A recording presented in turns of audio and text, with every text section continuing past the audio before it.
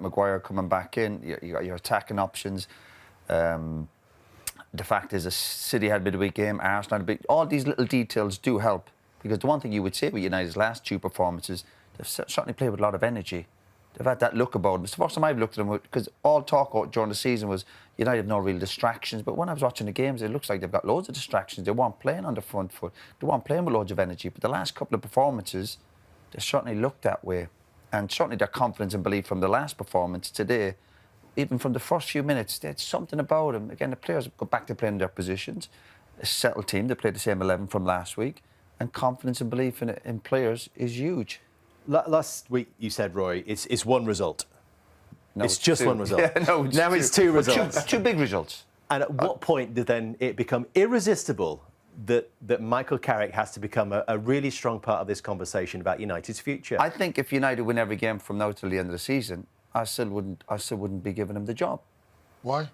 I just think they need something a bigger, more experienced manager. Simple as that. Carrick could win every game. Timing coming into the job was fantastic for him. And he said it, yeah, he's enjoying it. But you enjoy management when you're winning football matches, of course.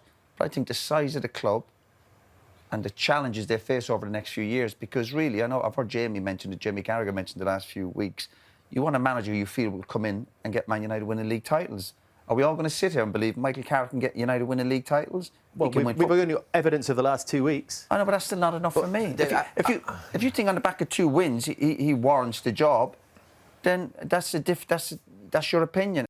Roy Keane believes Manchester United are finally beginning to rediscover their swagger. But the club legend has made it clear that sentiment alone will not be enough to restore Old Trafford to its former dominance.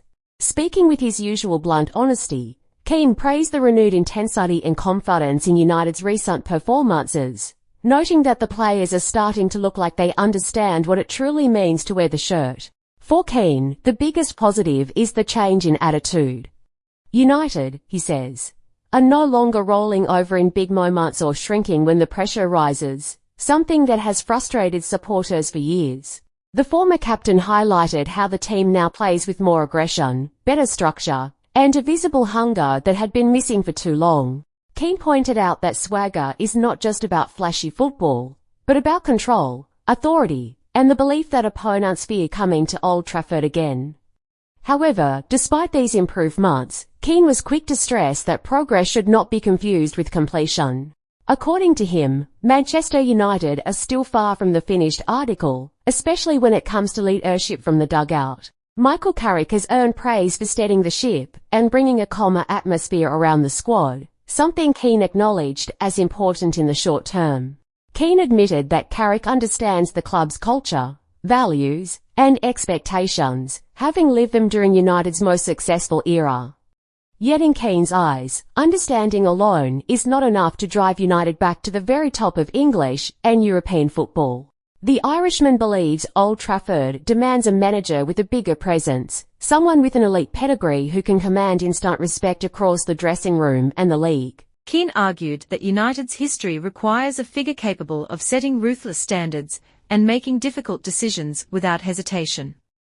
He suggested that while Carrick may grow into a top manager, Manchester United is not the place for an extended learning curve.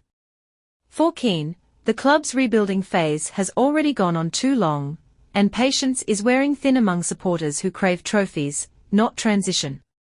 He stressed that elite clubs act decisively, bringing in proven winners rather than hoping potential turns into greatness. Keane also touched on the psychological side of management, insisting that United needs someone who can intimidate opponents before a ball is even kicked. In his view, great managers impose themselves on referees, rival coaches, and the media, shaping narratives rather than reacting to them. Keane praised Carrick's professionalism and intelligence, but questioned whether he has that ruthless edge needed to dominate at the highest level. The former midfielder recalled how Sir Alex Ferguson's authority alone could win games before kick-off, something he feels United have lacked since his departure. While acknowledging that modern football has changed, Keane insisted that leadership and mentality remain non-negotiable at a club of United's stature. He warned that settling for good enough risks normalizing mediocrity, a mindset he refuses to accept for Manchester United. Despite his criticism, Keane made it clear that he wants Carrick to succeed, describing him as a loyal servant of the club. Still, Keane's ultimate message was uncompromising: Manchester United must be ambitious in every decision they make. Swagger, he says, is a promising sign, but without a manager who embodies greatness, it will fade just as quickly as it returned. For Keane, Old Trafford deserves nothing less than the very best, and until someone bigger and better takes charge, United's revival will remain incomplete.